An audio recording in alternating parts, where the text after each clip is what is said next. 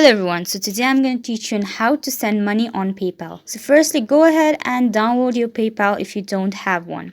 After downloading your PayPal, you can go and sign up or log into your account.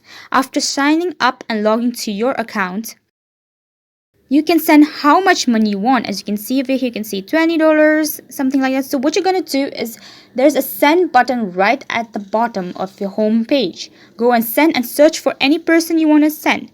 For example, you want to send to Alicia. If that's in your contact, go and click and send.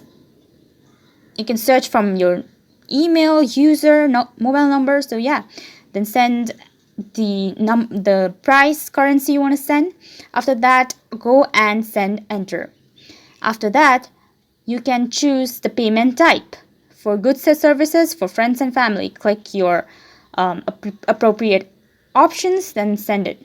Here you go, your money has been sent. Thank you so much for watching.